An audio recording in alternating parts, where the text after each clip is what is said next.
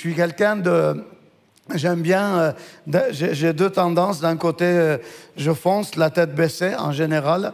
Tout au long de l'année, tout au long de ma vie, je suis comme un bulldozer, j'ai un objectif, je baisse la tête et j'avance, je fonce sans voir ce qui se passe autour de moi.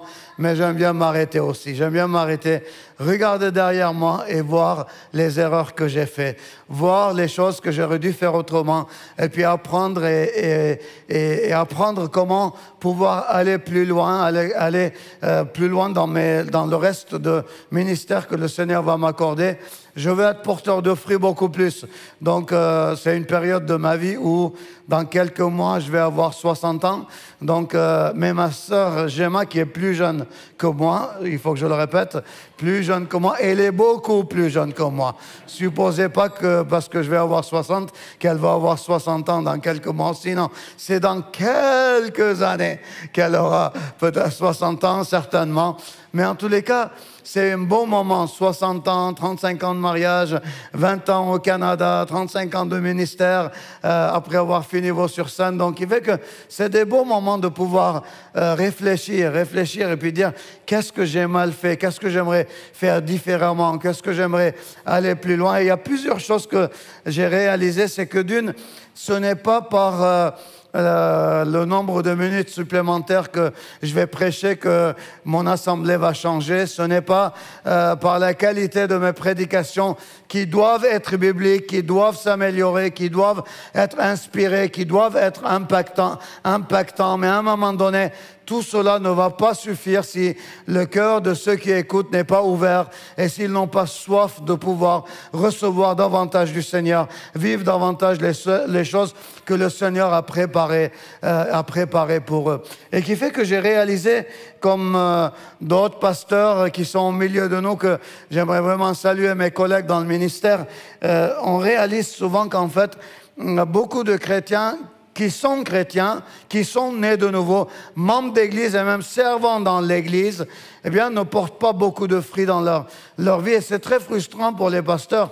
Pourquoi? Parce que les pasteurs, d'abord, on commence à se culpabiliser. Je travaille certainement pas bien. Est-ce que je l'ai suffisamment visité? Est-ce que j'ai suffisamment prié pour lui? Est-ce que j'ai suffisamment pris soin de lui? Est-ce que mes prédications étaient suffisamment claires pour pas que les gens tombent dans tel piège ou dans tel piège? C'est le rôle de l'ennemi, souvent de nous dire à nous les pasteurs, tu travailles pas assez bien. C'est pour ça que ton église a des problèmes et tout ça. Mais à un moment donné, il y a des choix que peu importe qui est ton pasteur, peu importe qui tu écoutes, peu importe qui c'est qui prêche devant toi, et j'aimerais même te dire que ça soit Jésus en personne, ça ne changerait rien à ta vie si toi, tu n'apprends pas à faire les bons choix pour ta vie. Si tu ne fais pas les choix essentiels dans ta vie. Et on le voit même dans les évangiles. Parmi les 12 disciples, tous n'ont pas fait le même choix. Il y en a un, à un moment donné, il a fait un choix qui était le mauvais choix. Et il a perdu sa vie. Il a perdu sa vie éternelle. Et alors qu'aucun des disciples n'était parfait. Tous les disciples étaient des pécheurs. Tous sont tombés et retombés.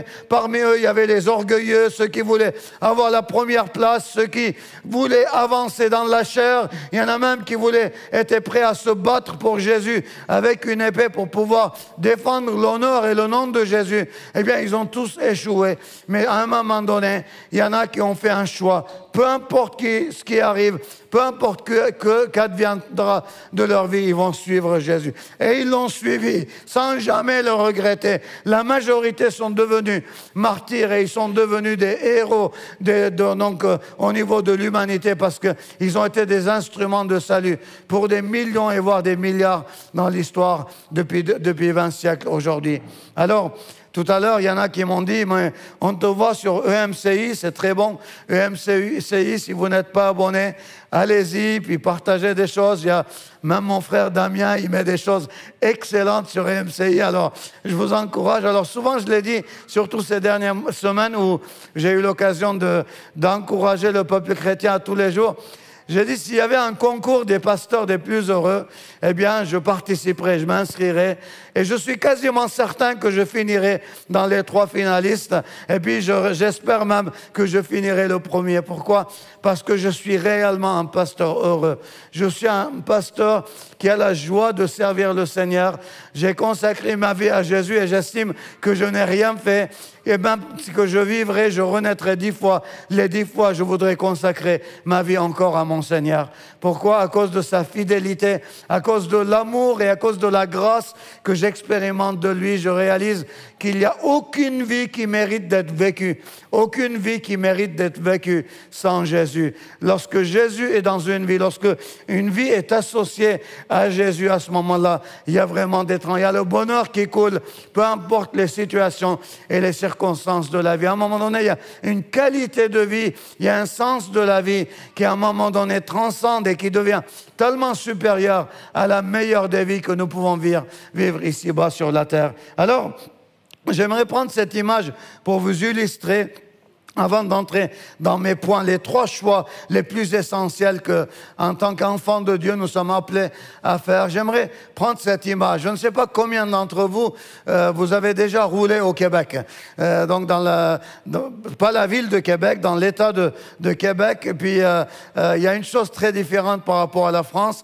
Il y a plein de choses où je me suis habitué. Il y a plein de choses que c'est vraiment plus du tout un problème pour moi au Québec. Le froid, par exemple, ça ne me gêne absolument pas. Au contraire, on arrive à tirer le meilleur parti du froid. Vous imaginez l'hiver, quand l'électricité part pendant 2-3 jours, que toute la famille est réunie autour de la cheminée. Vous cuisinez là-bas, vous vivez ensemble. Pas de téléphone, pas d'internet, rien. Je vais vous dire, c'est le paradis sur terre. Même dans les pires circonstances, on a réussi à voir le meilleur et on vit, qui fait que ni le froid, ni les épreuves, il n'y a rien qui aujourd'hui est un problème pour nous. Pourtant, il y a une chose avec laquelle j'ai du mal à dealer, une chose avec laquelle je continue à lutter, c'est l'état des routes au Québec. Alors, quand on doit faire un trajet, on doit choisir par quelle route passer. On ne choisit pas souvent le chemin le plus court ou le chemin le plus long ou le chemin le plus rapide, mais souvent, quelle est la route qui est en meilleur état? Pourquoi? Parce que moi, je me rappelle quand j'étais en France, on changeait les plaquettes de frein sur les voitures, mais on changeait les pneus, mais on ne changeait pas les roulements, on ne changeait pas les suspensions. Au Québec, on change les suspensions et on change les roulements sur les voitures autant qu'on change les plaquettes de frein sur les voitures. Pourquoi? Parce qu'ils appellent ça des nids de poules. Donc partout où on roule, il y a même des panneaux. Le GPS vous indique, attention, dans 300 mètres, vous avez des nids de poules. Mais souvent, ma femme, elle dit, ça, c'était pas un nid de poule, c'était un nid d'autruche, tellement c'était énorme. Parfois, il y a même des nids qui sont des nids d'éléphants, tellement ils sont immenses. Donc, il fait que quand tu roules au Québec, peu importe la voiture dans laquelle tu es, ça peut être une voiture neuve. Parfois, souvent, pendant des années, j'accusais mes voitures. Je disais, mais la prochaine voiture que j'aurai, ça sera une voiture plus confortable. Et puis, je change de voiture et c'est la même chose. Après, je dis non, ça prend un gros 4x4 là, avec des grosses roues là, on n'aura aucun problème. C'est encore pareil. Quand tu tombes dans un gros trou, tu sois dans un 4x4 ou alors tu sois dans une petite voiture sans amortisseur, c'est la même chose.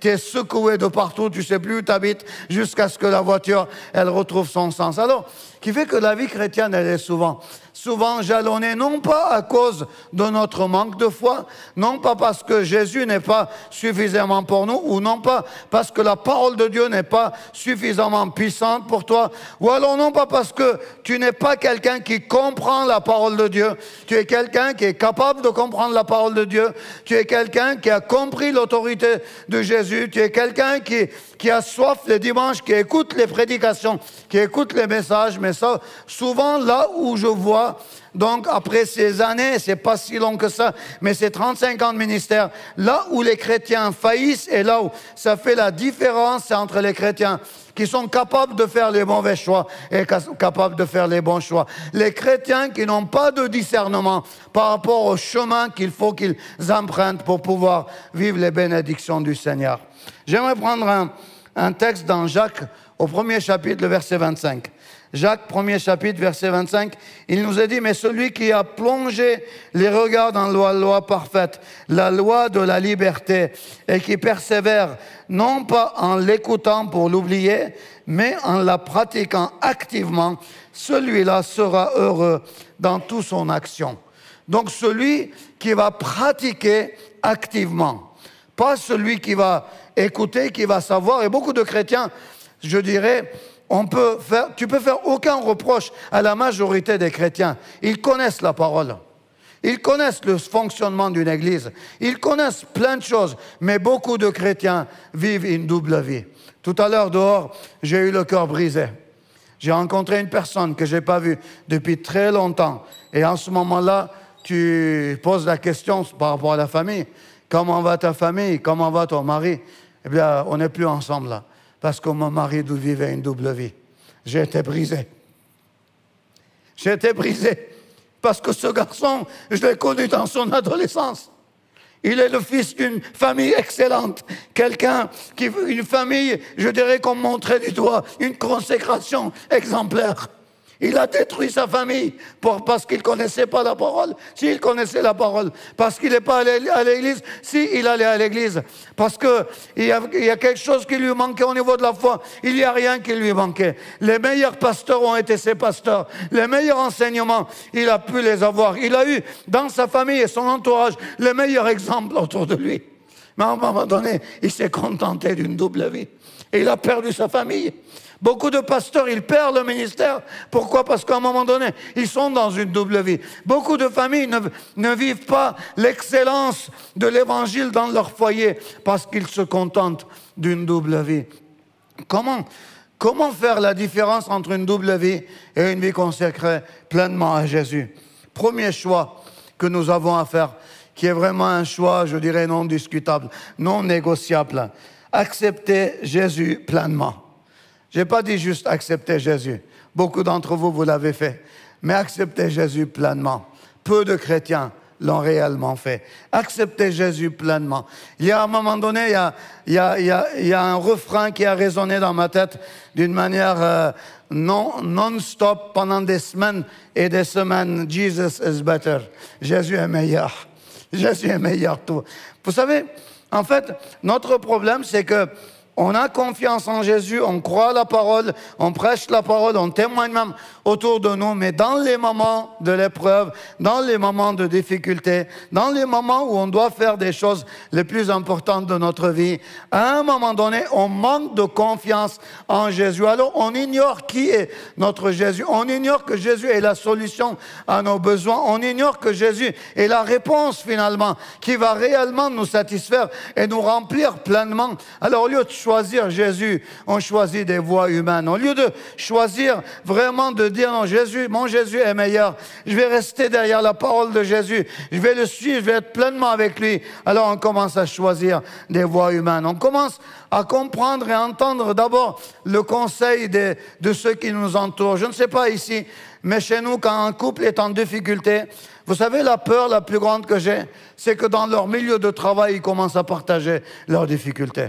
À un moment donné, un couple que je conseille, ils sont sur la voie de divorcer, puis je leur dis, mais qui vous a conseillé? La femme a dit tout simplement, dans mon bureau, j'ai parlé de mes difficultés, puis ils m'ont donné juste le numéro de téléphone d'un psychologue. Je suis allé voir le psychologue et quand je lui ai raconté mon exemple, ma situation, elle a dit, tu n'as pas le choix, tu dois quitter ton mari, il n'est pas fait pour toi, tu t'es trompé. Donc en plus, elle est convaincue, elle dit, finalement, ce n'était pas le mari qui était destiné pour moi parce que je me suis trompé. Après 20 ans de mariage, je me suis trompé. Des enfants, je me suis trompé. Alors ce couple est toujours ensemble et il continue à servir le Seigneur. Pourquoi? Parce qu'à un moment donné, on a brisé l'esprit du mensonge qui les remplissait. À un moment donné, il fallait arrêter les voix du monde qui viennent résonner en toi. Et puis qui te font croire que Jésus est meilleur. Pourquoi Jésus est meilleur? Parce que Jésus est le Jésus du pardon. C'est lui qui nous a enseigné le pardon. Où est-ce que ça commence? Est-ce que c'est pas d'abord dans le foyer? Est-ce que c'est pas d'abord dans la famille? Si mon épouse épouse qui est une femme extraordinaire, une femme merveilleuse. Jamais je pourrais suffisamment le dire, tellement elle est solide comme Jésus à mes côtés. Si elle ne vivait pas dans le pardon de moi, je n'aurais pas été là. Notre couple n'aurait pas pu subsister, survivre si à un moment donné, on n'avait pas appris à se pardonner mutuellement. Des petites choses comme les choses plus importantes. Jésus est toujours le meilleur. L'enseignement de Jésus est toujours le meilleur pour toi. Tu as compris que Jésus est le meilleur pour toi parce que tu as compris qu'il est mort sur la croix pour tes péchés. Il t'a purifié, il t'a pardonné, il t'a libéré de l'esclavage, il t'a libéré de tellement de tendances charnelles que tu avais dans ta vie. Jésus est devenu ton Seigneur. Tu as commencé à le suivre, tu as commencé à marcher avec lui. Tu as compris qu'il était l'alpha et l'oméga, le premier et le dernier. Tu as compris que personne ne t'aimerait autant que Jésus t'aime. Tu pourrais tomber dans la boue, il continuerait à t'aimer. Tu te trouverais en prison, Jésus serait avec toi n'importe où tu sois dans ta vie. Il suffit que tu appelles le nom de Jésus. Tu vas réaliser qu'il est auprès de toi pour te soutenir, pour t'encourager. Il est le meilleur ami fidèle que tu auras jamais eu dans ta vie. Il est le pourvoyeur à tous tes besoins selon que tu t'adresseras à lui. Jésus sera toujours le numéro 1, le meilleur pour toi. As-tu choisi Jésus comme le meilleur pour toi? Ou alors dans tes choix, tu dis non, il y a d'autres choses, peut-être que Jésus n'arrive pas à combler. Je vais essayer un peu le monde, je vais essayer un peu ci, je vais essayer un peu ça, je vais essayer un peu de me débrouiller par mes propres forces. Financièrement, je me rappelle à Marseille, un jour je parlais avec un jeune qui m'annonçait en fait comment il était capable de rentrer dans les magasins et sortir des produits, un jeune chrétien qui venait à l'église, de sortir avec des produits sans les payer. Je lui dis, mais c'est du vol. Il me dit, mais non, c'est pas du vol, c'est juste, je suis doué, c'est tout. Je suis doué, je suis capable de sortir sans me faire attraper. Il me dit, mais pasteur, c'est eux les plus grands voleurs. Tu sais combien ils vendent un produit qu'ils achètent? C'est eux les plus grands voleurs. Mais j'ai beau lui dire, mais écoute, c'est du vol ce que tu fais. Tu peux pas faire ça, tu peux pas entrer dans un magasin et puis prendre des choses, sortir et puis dire que je suis le meilleur. Alors, ça nous fait rire, mais est-ce que tu as pensé à la même chose quand tu remplis tes feuilles de taxes, tes feuilles d'impôts et tout ça? Est-ce que tu penses la même chose dans les détails de ta vie, quand tu parles, quand tu t'exprimes? Est-ce que tu choisis Jésus d'abord? Jésus en qui il n'y a pas d'ombre de variation. Et en lui, il n'y a pas le moindre pointe de ténèbres. Il est la lumière, il est le chemin, il est la vérité. Est-ce que tu choisis Jésus toujours dans ta vie comme le meilleur de ta vie? J'aimerais aujourd'hui, alors qu'on va prendre la Sainte Seine, je veux te donner cette occasion en toi-même de te dire, Seigneur, je te choisis comme le meilleur de ma vie. Peut-être qu'avant de dire ça, tu pourrais peut-être aussi, je ne suis pas dans mon église, donc jusqu'à l'année prochaine, vous aurez oublié ce que je vais vous dire. Peut-être que tu peux te repentir aussi. Peut-être aussi, ça fait du bien, vous savez, se repentir, ça fait du bien. Alléluia. Dès que tu comprends combien ça fait du bien de repentir, tu voudrais chercher des occasions pour te repentir. Les derniers 6 mois, notre église à Montréal a été transformée complètement. Elle a changé complètement. On a mis l'accent sur la délivrance et sur la guérison intérieure. J'ai dit à mon staff, l'ensemble de mon staff, l'ensemble de mes plus proches collaborateurs, c'est 45 personnes, je leur ai dit, écoutez, si vous ne passez pas par l'ensemble des étapes de guérison, de délivrance qu'on veut vivre dans l'église, pensez pas continuer à travailler avec moi, parce que je veux travailler avec des gens qui sont sains spirituellement, qui sont sains même au niveau de leur comportement, qui sont sains complètement dans leur comportement, dans comme ils sont. C'est pas qu'on est parfait, mais on peut reconnaître qu'on n'est pas parfait. Puis on est passé par cette phase. Alors il y a eu quelque chose qui a changé dans l'église. C'est qu'avant, quand les gens prenaient rendez-vous pour venir dans mon bureau, c'était toujours pour se plaindre de quelqu'un. C'était toujours pour se plaindre d'un leader, d'un responsable, d'un comité, de se plaindre du chauffage, qu'il ne fait pas assez chaud l'hiver, il ne fait pas assez froid l'été. C'est toujours pour se plaindre. Maintenant, depuis quelques mois, les gens, quand ils viennent dans mon bureau, ils viennent pour se plaindre d'eux-mêmes. Ils viennent pour se plaindre d'eux-mêmes. Il vient pour se confesser. Et il vient pour dire, pasteur, j'ai réalisé que je n'aime pas suffisamment mon épouse. Il faut que je l'aime plus. D'autres personnes sont allées se constituer prisonniers. Ils se sont allés, ils ont dénoncé ce qu'ils ont fait à leur épouse pendant des années et des années. Mais l'épouse n'a pas porté plainte, elle a pardonné, mais dit, je ne peux pas vivre dans le mensonge, il faut que je déclare qui je suis. D'autres personnes ont dit, mais on s'est trompé, on a cru que parce que notre épouse ne nous donnait pas ce qu'on avait envie, ce qu'on avait besoin, que la masturbation, que la pornographie pouvait être acceptable, pouvait être normale. Maintenant, on réalise qu'on était dans le péché. Quelque chose de nouveau a commencé à jaillir dans l'Église. Les personnes ont commencé à témoigner. Il y a 2 dimanches de ça, c'est sur le net, vous pouvez le suivre. J'ai dit à l'Église, écoutez, il y a 10 personnes que je veux qui viennent témoigner. Je ne veux pas des témoignages d'il y a 2 ans, 3 ans, 50 ans, qu'est-ce que le Seigneur a fait. Mais les derniers mois, qu'est-ce que le Seigneur a fait. Je veux que vous puissiez venir témoigner. 10, pas plus. Mon église, en général, il faut que tu supplies pendant 3 mois pour qu'il y ait une personne qui témoigne. Alors les 10, ils étaient là, rangés. Puis il y en a d'autres qui se sont rangés. Ils ont dit, t'inquiète pas, pasteur, si jamais il y en a un qui change d'avis, qui ne veut pas témoigner, je prends la place. Je suis en ligne d'attente. Les 10, ils étaient là et ils témoignaient. Là, ils commencent à témoigner, tous des témoignages personnels, des témoignages authentiques, des trucs, on est devenu vulnérable. Tu sais c'est quoi être vulnérable? C'est quand tu dis, je ne veux plus cacher, je ne veux plus vivre une double vie. Je vais être honnête avec moi-même. Je vais être honnête avec les gens qui sont autour de moi. Je vais être honnête avec mon Seigneur. Après ce moment-là, sur le stationnement de l'église, il y a un homme qui appelle sa femme. Il dit, tu sais, alors qu'on était fiancés, eh bien, tu te rappelles, on a vécu une période de crise, ça faisait 25 ans. Ben, je t'ai trompé à ce moment-là. J'ai cru qu'avant mon mariage, j'avais le droit de te tromper. Eh bien, je te demande pardon parce que j'ai vécu dans ce mensonge pendant des années. L'épouse lui dit, tu sais, je vais te dire, pendant la même période, je suis tombé dans la même faiblesse aussi. Je veux te demander pardon parce que je t'ai trompé, je t'ai manqué du respect, je t'ai manqué de la fidélité. Puis ce couple est reconstruit. Ce couple est en train d'aller de l'avant dans la victoire parce qu'à un moment donné, ils ont décidé de choisir d'abord Jésus. D'abord Jésus. Pas de compromission, d'abord Jésus. Rien d'autre que Jésus dans la vie. Alors, c'est pour ça que les églises ont besoin de retrouver le message de l'Évangile. Vous savez, ces chrétiens qui disaient que car pour moi, Christ est ma vie, la mort m'est un gain. Il faut qu'on recomprenne le sens de cette expression. Quand dans Sophonie, chapitre 3, verset 17, nous lisons « L'Éternel, ton Dieu, est au milieu de toi. Comme un héros qui sauve, il fera de toi sa plus grande joie. Il gardera le silence dans son amour. Pour toi, il aura pour toi des transports d'allégresse. » Comprendre que mon Jésus que j'aime, ce ne fait pas juste partie de ma religion. Ce n'est pas juste que je suis évangélique, catholique, protestant, mais c'est au-delà d'une religion. C'est une personne vivante avec qui je suis dans une communion vivante. Quelqu'un qui va pouvoir me guider, quelqu'un avec qui je vais pouvoir discuter, partager, quelqu'un qui a une autorité beaucoup plus grande que le monde et tout ce qui s'ensuit autour de moi.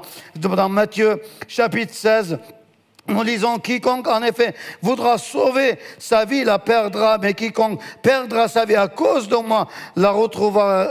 Et qui servira-t-il à un homme de gagner le monde entier s'il perdait son âme? Ou que donnera-t-il un homme en échange de son âme? Je vais te dire, à la fin de ta vie, il n'y a rien qui va te rester. La seule chose, c'est tout ce que tu as vécu avec Jésus.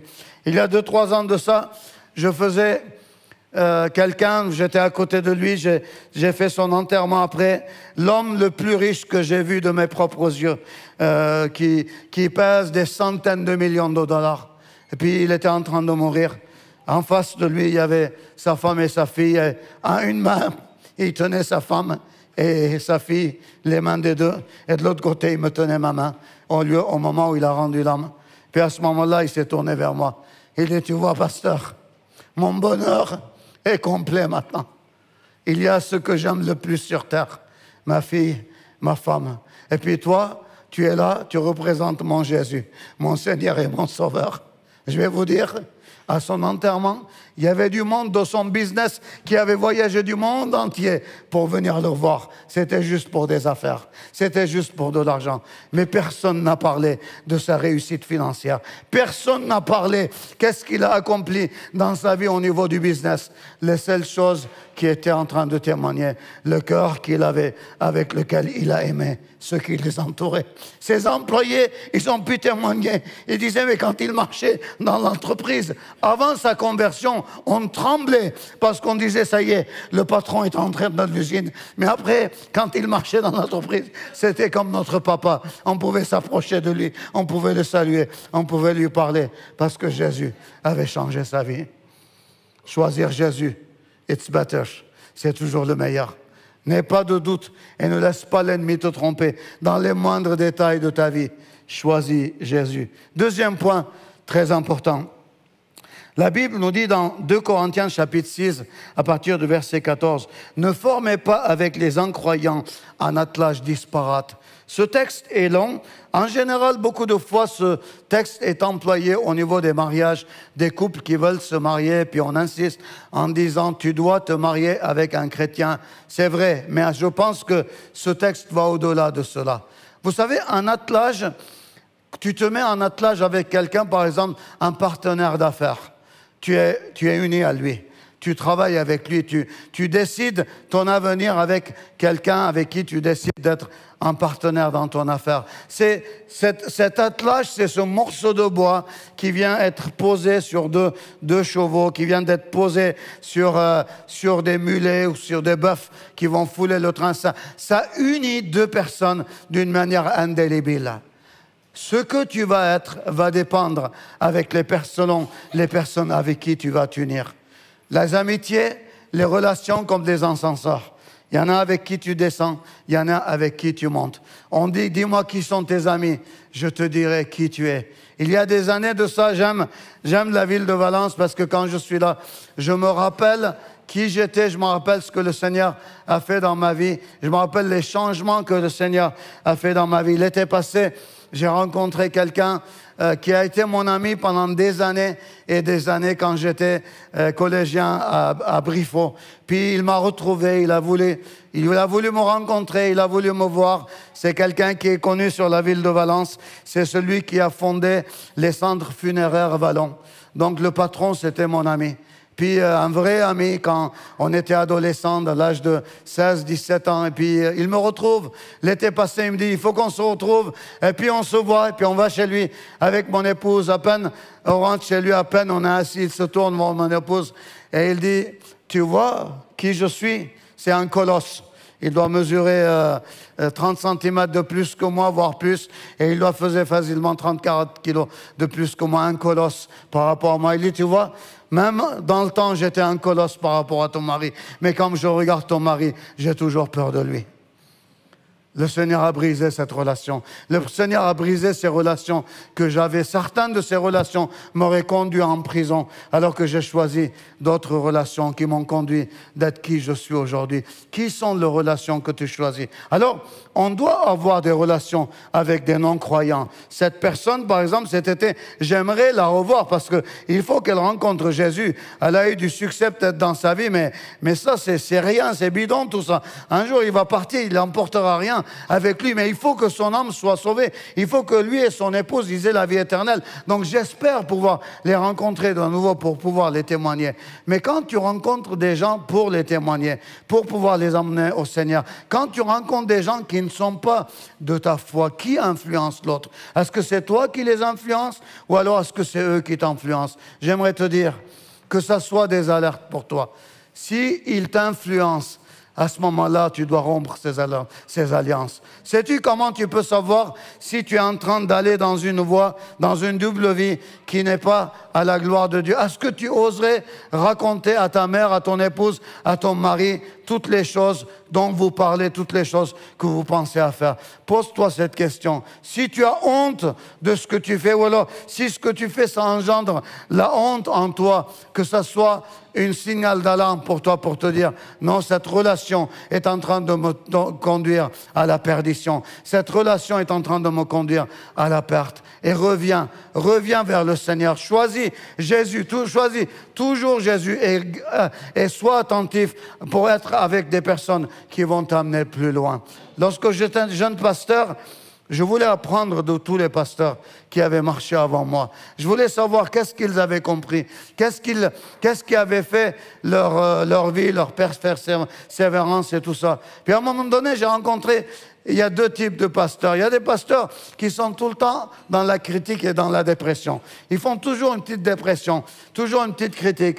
L'Église ne connaît pas mon valeur, l'Église ne me rémunère pas assez, les fidèles de l'Église ne m'apprécient pas assez, les fidèles de l'Église ne m'honorent pas assez. Et dans mon Église, il manque de l'amour. Dans mon Église, ils ne veulent pas écouter tout ce que je prêche. Toujours comme dans une sourdine, là, ils sont en dépressif. Et ils confessent toujours le négatif. Puis j'ai rencontré d'autres types de pasteurs. Et on est tous dans le même monde. On était tous dans le même pays de France. Et puis d'autres pasteurs, ils confessent les œuvres de Jésus. Ils confessent la gloire de Jésus. Même une personne se convertit annuellement. Ils sont capables de raconter ça avec bonheur et avec joie tout au long de l'année. Parce que Dieu les a utilisés. Ils sont heureux de servir le Seigneur. Ils sont heureux de raconter la gloire de Dieu. J'ai choisi de m'unir. J'ai choisi d'être ami plutôt avec ce type de pasteur parce que je voulais leur ressembler et je voulais pas être un pasteur qui va finir dépressif, qui va finir dans la médiocrité et qui va finir dans la médisance et dans la tristesse, qui va vivre tout seulement centré sur sa propre vie. J'ai choisi de pouvoir proclamer Jésus dans ma vie et j'ai regardé les pasteurs qui le font et j'ai marché à leur suite. Qui sont les amis que tu choisis? Qui sont ceux qui influencent ta vie? Qui sont ceux qui marchent derrière toi? Alors, j'aimerais dire aux jeunes, oui, le mariage, c'est la seule erreur qu'on ne peut pas corriger. Ça ne se corrige pas. Si tu te maries avec la mauvaise personne, tu ne peux pas corriger cette erreur. Le divorce n'est jamais une solution. Le divorce ne corrige pas l'erreur d'un mauvais mariage. Le divorce, ça ajoute même d'autres blessures que tu continues à porter durant ta vie. Tu ne peux pas te lier, tu ne peux pas choisir quelqu'un qui n'est pas dans la même vision que toi, qui ne partage pas la même foi que toi, qui n'a pas la même valeur que toi. Lis le texte, lis les évangiles, tu vas voir comme c'est précieux les choses que Dieu t'a données. J'ai des enfants qui sont mariés, d'autres qui ne sont pas mariés. Pour ceux qui ne sont pas mariés, sans aucune hésitation, je préfère qu'ils ne restent pas mariés plutôt que de s'unir avec quelqu'un qui n'est pas dans le Seigneur. Maintenant, parfois, ça arrive qu'un couple, ils sont mariés, puis l'un d'entre eux se convertit, l'autre n'est toujours pas converti. Demeurez ensemble, c'est ce que la parole de Dieu nous dit. Continuez à persévérer ensemble, mais à un moment donné, quand tu dois faire un choix, que ton choix soit selon le Seigneur. Que ça ne soit pas le physique extérieur qui t'attire seulement, c'est important, mais que ça ne soit pas que ça qui t'attire, mais choisis réellement l'âme de quelqu'un, la vie de quelqu'un, les motivations d'une personne. Est-ce que c'est parce que quelqu'un qui va t'amener à t'élever en Jésus et aller plus loin avec Jésus? Les alliances, les amitiés, voilà une chose très importante. On néglige souvent, on pense que ce n'est pas important. J'aimerais te dire, c'est une des raisons principales que je rencontre autour de moi, des chrétiens qui faillissent dans la vie et d'autres qui persévèrent. Parce que ceux qui faillissent, quand tu discutes avec eux, à un moment donné, ils se sont entourés de personnes qui, au lieu de les encourager à choisir Jésus, ils les ont encouragés à une vie chrétienne médiocre, une vie chrétienne dans laquelle il y avait la compromission, une vie chrétienne qui les a conduits à leur perte. Dernier point, et je termine avec cela. J'ai même dit à quelle heure je devais finir, mais je ne me rappelle plus. C'est l'âge. C'est l'âge. Je ne vais pas être long. Le dernier point, la persévérance. Dieu est fidèle pour nous relever. Peu importe les circonstances et les situations que tu vis, Dieu est fidèle. Voyez-vous, Dans Deutéronome 31, verset 8, il nous a dit « L'Éternel marche lui-même devant toi. Il sera lui-même avec toi et il ne te délaissera pas, il ne t'abandonnera pas. Sois sans crainte, ne t'épouvante pas. » Parmi vous, il y a des personnes qui ont vécu déjà des épreuves surhumaines et puis vous avez persévéré. J'aimerais vous dire, vous êtes les vrais héros. Ceux qui avaient vécu des maladies profondes où vous aviez toutes les raisons de lâcher prise, mais vous avez persévéré. Ceux qui avaient vécu des crises dans votre couple, des crises au niveau monétaire, et puis vous êtes fidèles, vous les avez passés au travers, vous êtes des vrais héros. Pour moi, mes parents sont des vrais héros. Ils sont là devant moi et j'aimerais leur dire qu'à mes yeux, ils sont des vrais héros. Parce que lorsque mon père a tout perdu en France, au Liban, il a absolument tout perdu. Un moment donné, il est arrivé avec quelques centaines de francs seulement. Il a recommencé sa vie avec quelques centaines de francs seulement en France, alors que sa maison était voisine au palais présidentiel du Liban. C'était quelqu'un qui avait une entreprise avec des employés. Il a tout perdu. Il est revenu. Je me rappelle, premier vélo que j'ai eu, il travaillait à la menuiserie française, ici, sur l'avenue Victor Hugo. Et nous, on habitait à Polygone. Il m'a dit, mon fils, est-ce que tu me prêtes ton vélo? Il voulait aller en hiver en vélo. Il voulait aller au travail, juste pour économiser un ticket de bus, parce qu'on était dans la difficulté. Mes parents, c'est des vrais héros. Parce qu'au lieu de tout ça, ils n'ont jamais eu des paroles, ils n'ont jamais eu une attitude de médisance contre Dieu. Ils ne se sont jamais découragés. Pas un dimanche, on a manqué d'aller à l'église alors qu'on ne comprenait même pas le français. Tous les dimanches, on allait à l'église et la majorité des temps, 2 fois à l'église, le matin et l'après-midi, dans une autre église, à l'église des frères.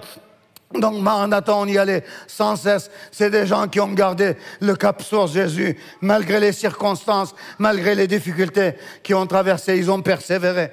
Et leur persévérance a fait qu'ils ont eu des enfants, qui ont vu des modèles, des gens qui ont vu des modèles, qui ont parlé davantage que toutes les prédications qu'on n'a pas entendues. Et aujourd'hui, si on sert le Seigneur, c'est parce qu'on a eu des exemples de persévérance devant nous.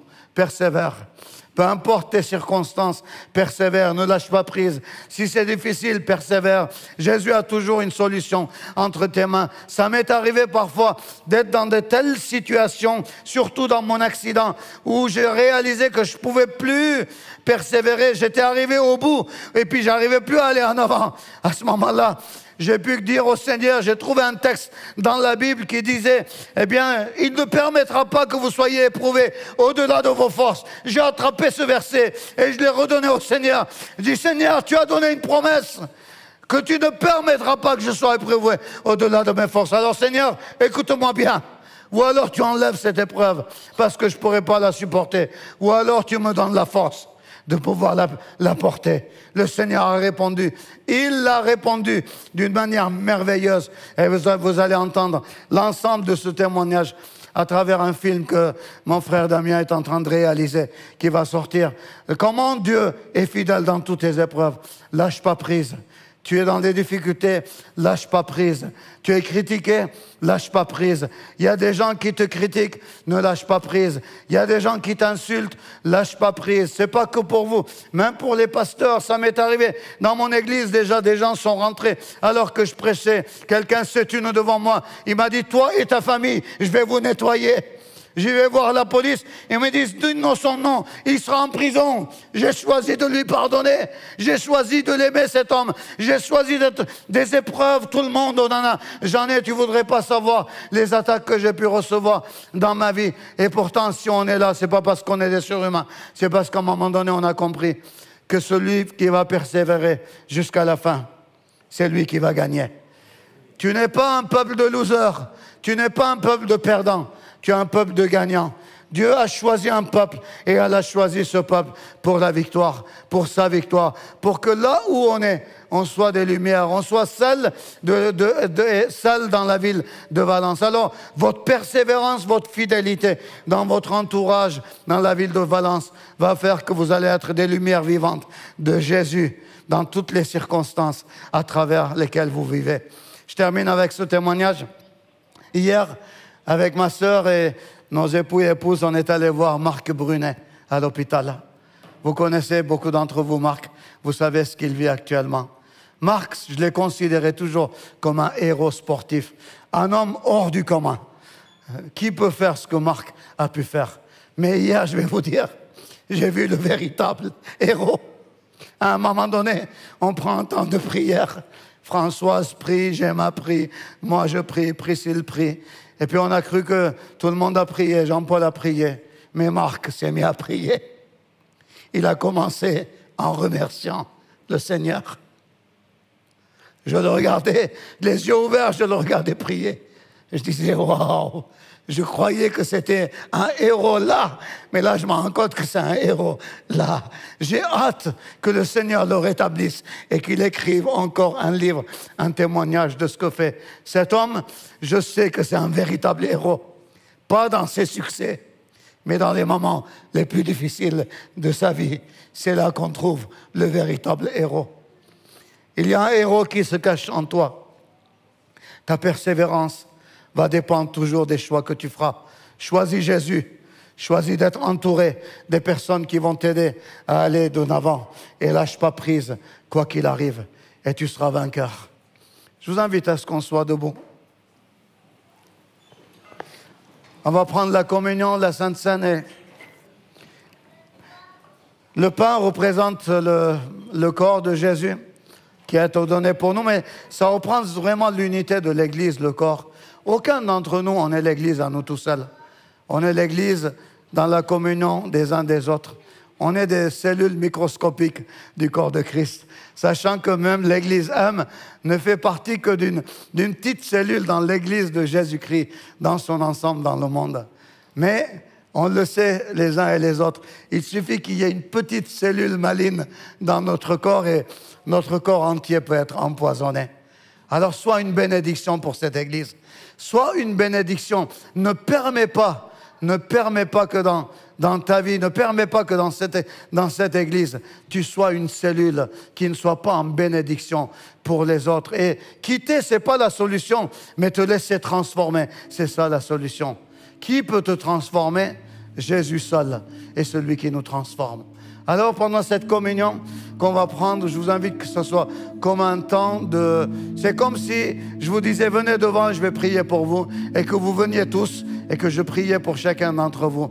Considérez que c'est un moment semblable, dans lequel quand vous prenez le pain, quand vous prenez le vin, c'est votre positionnement devant le Seigneur. Seigneur, je vais être vulnérable devant toi. Prends-moi tel que je suis. Change-moi, remplis-moi. Bénis-moi, Seigneur. Bénis-moi, Seigneur, et donne-moi pour que je puisse être comme tu le sois, là où tu m'as placé. Soyez bénis. Seigneur, je te rends grâce pour ce temps merveilleux que tu nous as donné. Seigneur, touche-nous ce matin. Touche chacun d'entre nous, Seigneur, et permets à ce que chacun d'entre nous, Seigneur, nous puissions te regarder, tourner le regard vers toi aujourd'hui, Seigneur. On a tellement de raisons de regarder ailleurs. Mais Seigneur, aujourd'hui, on se tourne vers toi et on te dit, viens Seigneur, viens Seigneur, j'ai besoin de toi. J'ai besoin d'avoir un attouchement avec toi, Seigneur. Alors, laisse-toi toucher par Jésus-Christ ce matin. Laisse-toi transformer par lui et vis les bénédictions qu'il a en réserve pour toi. Sois béni.